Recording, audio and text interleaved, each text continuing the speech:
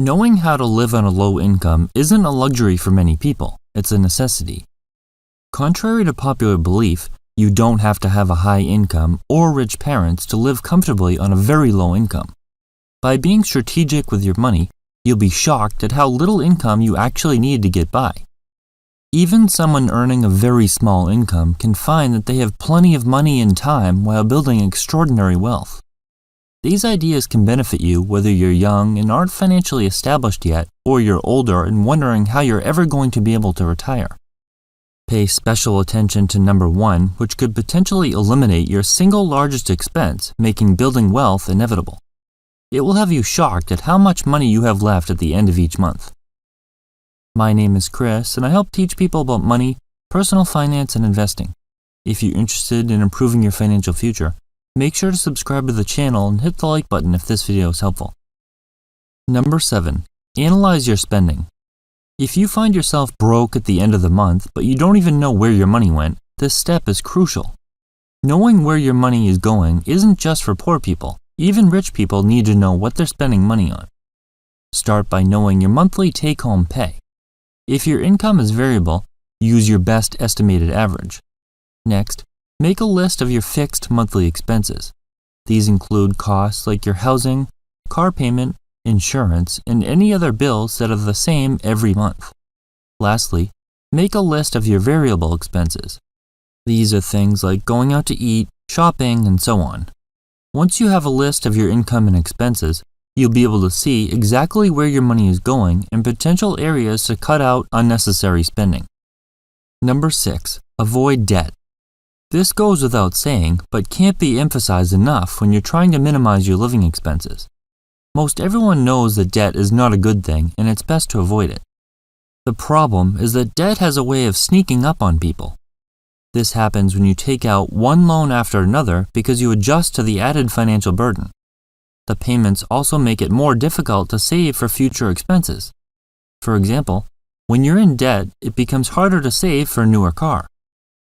Now, instead of being able to pay cash for the car, you need a loan.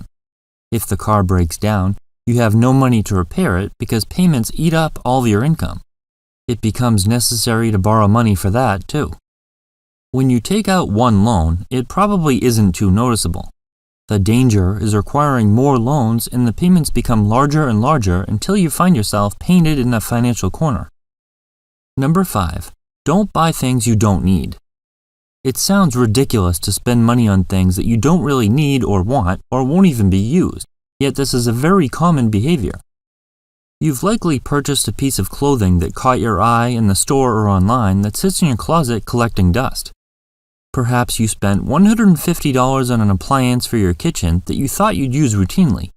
You used it twice, and now it's taking up cabinet space. That $150 item you used twice cost you a total of $75 per use. Was it really worth the $150 you spent on it, and could you have predicted that it wouldn't be used frequently? Wasting money on things that we don't need or won't be used is extremely common and costs a ton of money that could be put to good use. Think carefully before spending money on unnecessary items. Implement a 24-hour rule so you don't make any impulse purchases without waiting at least a day to think about it. When you become used to this practice, you'll be surprised at how few purchases you actually make. This is great for your wallet, and it will keep the clutter out of your home. Number 4. Lower your transportation costs. Transportation is the second largest expense of the average household, and it's easy to see why. Cars aren't cheap, and neither are the costs associated with using them. Gas, insurance, and maintenance add up very quickly, sometimes totaling more than a car payment itself. According to Credit Karma, the average new car payment for Americans is $568 per month. That might be doable with a decent income, but if you're not making great money, spending anywhere near this can be a huge problem that can keep you from ever getting ahead. Not having a car at all is sometimes the cheapest option. This doesn't mean hiring a service to bring you where you need to go, but instead consists of walking and biking to nearby places or taking advantage of public transportation. Owning a reliable used car is the best option for most people who need a vehicle. This minimizes insurance and depreciation, and with routine maintenance, you'll be surprised at how long the car will last. Cut down on how far and often you're driving, too. Combining trips and not driving across town because you're bored is an easy way to reduce all transportation-related costs. Number 3. Cook. It's nice to be able to choose food from a different restaurant every day and enjoy a variety of cuisine. Grabbing lunch out is easy and more exciting than cooking for yourself, but the impact on your wallet is significant. If you make enough money, $10 or $20 per day on eating out isn't going to break you, but if you need to lower your expenses, preparing food yourself is the best option. When you cook your own meals, you can eat for a fraction of the cost of eating out, and the food is usually healthier too.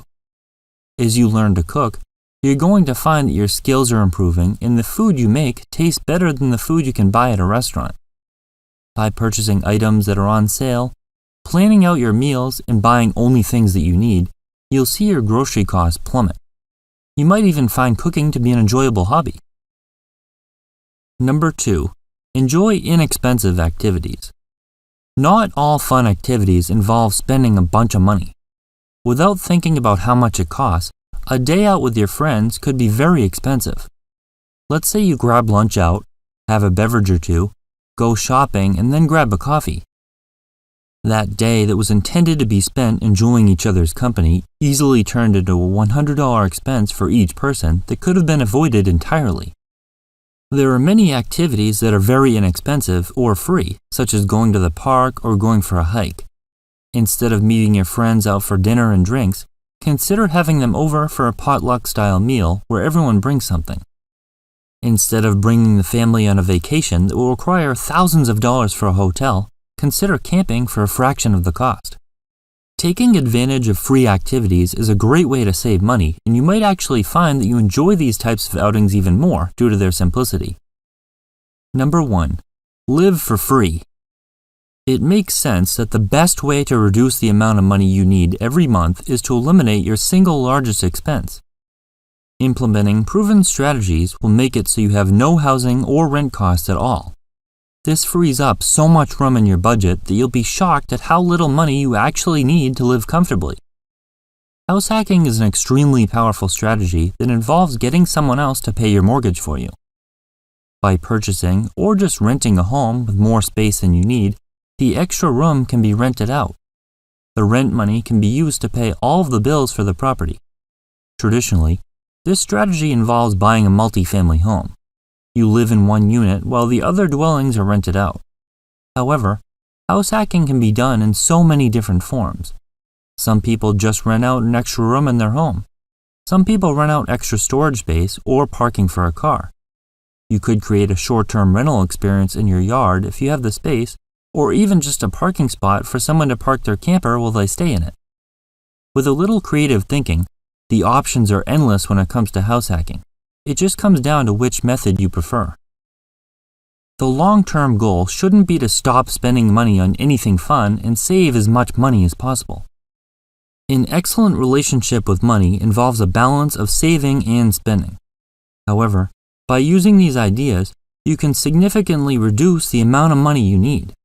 By following these steps, you'll be shocked at how little money you need to live comfortably, and you'll be well on your way to financial freedom.